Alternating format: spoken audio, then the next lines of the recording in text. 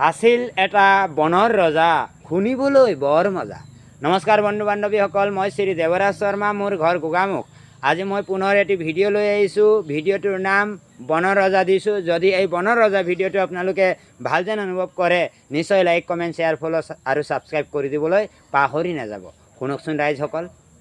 এখন হাবিত আছিল এটা বাঘ, জীৱবোৰৰ ওপৰত তেনেই কৰিছিল ৰাগ।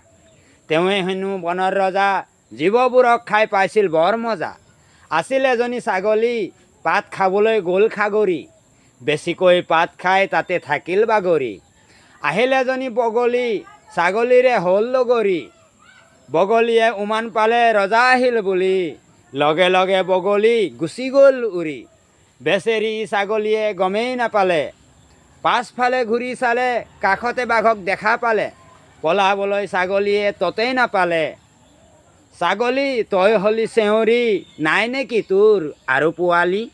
পশু পক্ষী জীৱ জন্তু একো পোৱা নাই, যোৱাকালিৰ পৰাই মই একোৱেই খোৱা নাই। সেয়েহে মোৰ পেট চেপেটা, তোৰ দৰে জীৱক মই খাম ২-৩টা। খাবলৈ নেপাই মোৰ গৰম হৈছিল হেত, কেৱল তোক খালে মোৰ নভৰিব পেট। তই আহি মোৰ কাষতে ব, আৰু কোন ক'ত আছে সোনকালে ক। ভোকতে মোৰ শুকাইছে অণ্ঠ কণ্ঠ, অন্যতাই মই কৰিম লণ্ড ভণ্ড। এনেতে পালে শিয়ালৰ গন্ধ, মনে মনে থাকি কৰিল মাত বোল বন্ধ। লুকাই আছিল শিয়াল ককাই, ছাগলীয়ে দিলে শিয়ালক দেখাই, লগে লগে বাঘ গুচি গ'ল খেদাই। শিয়ালে ক'লে হাত জুৰি, ময়ো হ'লোঁ তেনেই বুঢ়ী, আমাৰ আছে আৰু ২টি পোৱালি, পোৱালিবোৰ শকত, খাবলৈ আপোনাৰ পৰিব জোখত। আপুনি খাব মহাসুখত। বাঘে আছিল সুধি, লগে লগে শিয়ালে উলিয়ালে বুদ্ধি।